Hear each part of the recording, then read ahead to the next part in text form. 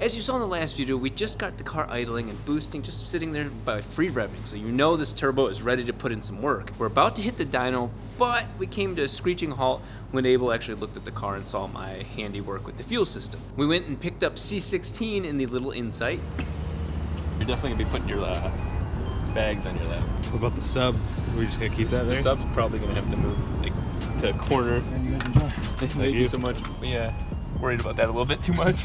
You know, we can't play any of your mixtapes. Can't mix fuel with fire. Jesus. And we've got one of the Built to Apex fuel hangers in place until we get one of the Built to Apex's fuel surge system in tank systems. And finally, we get to clean and gut all of the excess fuel lines because of the 2 double rails running up there. We get to simplify that, make the engine bay just a little bit cleaner. We're doing all of this because our differential fuel pressure is dropping at high boost. What does that mean? We're running out of fuel pump, or at least fuel pump and fuel line capacity. So as the fuel pressure rises with the boost pressure, that should be a 1-to-1. So every pound of boost you have more, you should have a pound of fuel pressure more. As we start getting past about 15, my fuel pressure starts dropping in relation to the boost. That's a bad sign for pushing the car to its very limits, and that's what this whole expensive process is all about. This is a 8AN hose line. Look at how much fuel you can have running through this. So instead of using the 2 stock metal lines and running 1 to each fuel rail, this is going to run both fuel pumps to 1 line under the car, and then that 1 line goes through 1 fuel rail and then the other. So it's more linear, but way easier to manage. And then past the regulator, we're gonna do a 6AN line back. So what you see is after I let off my boost, so I let off the pedal, you see my fuel pressure spike because it can't get rid of that excess fuel. Not a huge problem personally. I mean, you don't wanna have issues, but it makes that little regulator do some extra work. I'm gonna somehow snake this thick hose all the way from here down there, and then I'm not sure exactly how Abel wants to run it at the end, so I'm gonna leave both ends uncrimped, unfinished, because I've got my own ideas on how I think this cable should go, or this hose should go, and I'm sure they are wrong.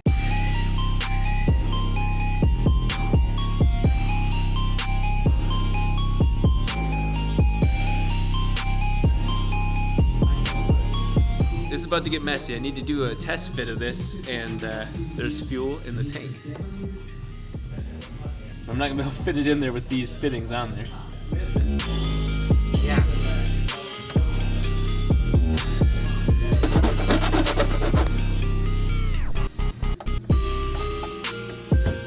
Alright, it's time to get the car up on the lift to show Jarrett how fuel lines are ran. It's clear to see that there are a lot of small tasks just to get one simple thing done, but I want to get rid of all these excess lines. Of course, one of them is a brake line, so don't think of that as a fuel line, but I've got 2 extra hard lines that are fuel lines that are no longer needed. I don't want them sticking up in the engine bay, and I definitely don't want them in the way while trying to set up the fuel pump. I'm gonna cut those, but I wish I could take these bolts off, but they're basically like rust welded onto the car. If you start moving shit, it's gonna snap the head of the bolt off, and we're done. I'm kind of stuck in a moment of fear, a little bit of hesitation and uncertainty.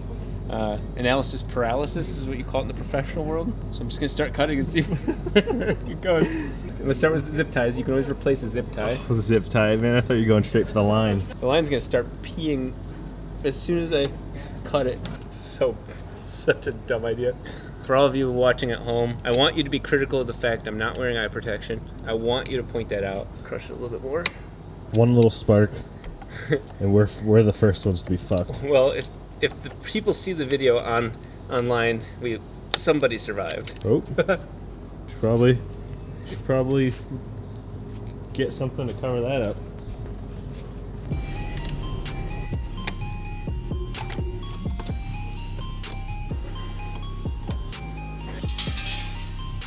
Now that I have these 2 trimmed, we're gonna take them out from the top. Nice. All right.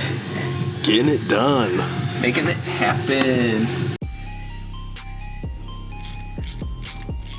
There is the tank top piece, the hanger, the fuel system, and we've got the 8AN line ran to it, to the feed, and then that line right there sitting out staring right at the camera is the return, but we need to tap the 6AN line from over there. You can see this line directly in the middle of the camera. That one is a tank like vent of some sort. It wraps around and connects to the side of the tank.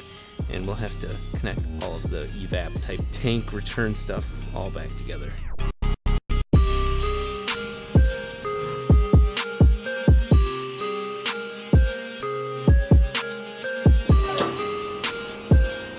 How cold it is in Michigan. 37 degrees? Mm-hmm. It was 37 last night in Nail Valley. Get your guys' thing, look at mine. Parker's like properly folding it.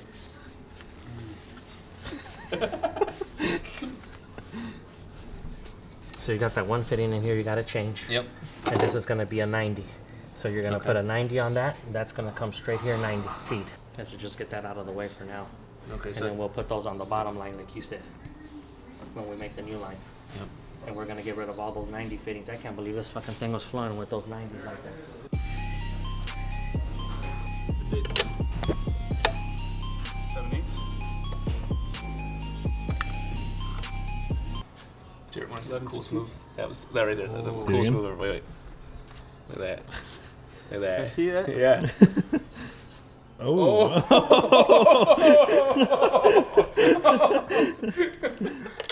He just fucking blew you out of the water.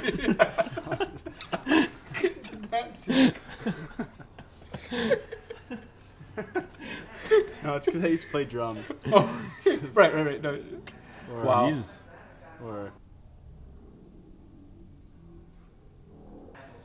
Wow. I'm like genuinely embarrassed. Y'all red. Because I was just being dumb.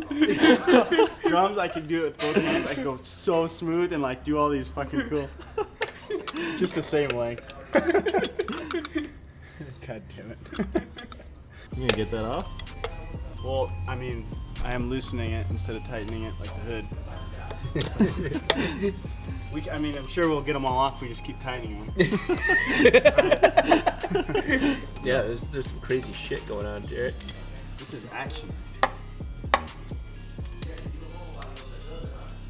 This is our future return line. Yeah, this is the return right now, right? Okay, so that one can be pulled out. Oh. Yeah, so this line should gently. There we go. So the last bit of fuel system that we have to cut out is this filter. It's gonna be a 21 or a 22. Bring the big boys. There we go. All right.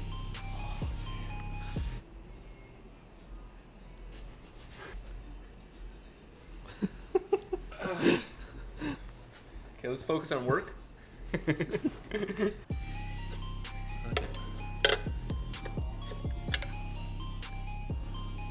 Do you want me to do like the eclipse with the length? Yeah. Give us. Okay. Right now. For ethanol? No, for the regular fuel. The current concern is that my Fuel Lab pressure regulator, which my buddy Safe sold me, really solid unit, has 2 feed lines. So, one for each fuel rail. The problem is, everything's linear, so it's only going to come from one fuel rail, one to the next in series, and then out the regulator end. This is no longer needed, so we got to figure that out. Pressure sensor should be 1/8 NPT. You can use one here, and you can use the other if you have a plug that's 1/8 NPT. Fitting these onto a hose is a big pain in the ass. We're going to use this tool that Abel showed us to make this possible. Fits it in right there. Put the hose on like that. Nah, this week.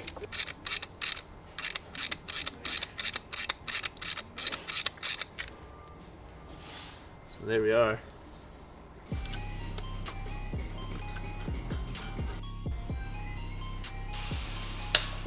Yeah, I gotta spit on it before I put it in. You can do them. Like, give me that shit. That's an XX. Taught me everything I know. You could have made this shorter. Well, one of the problems was the You length of can only go so far with this. No, that's why I said make this shorter, bring it closer this way. whatever, screwed on to the hard line right there. Too short, so we're gonna have to extend that, make that longer. That's why I said, yeah, take all that way off and put new. Yeah. Don't even put a fitting there. From the bottom of the regulator, let it go all the way line into the hard line and double clamp it. Pressure rate. I'm just making sure there's no leaks first.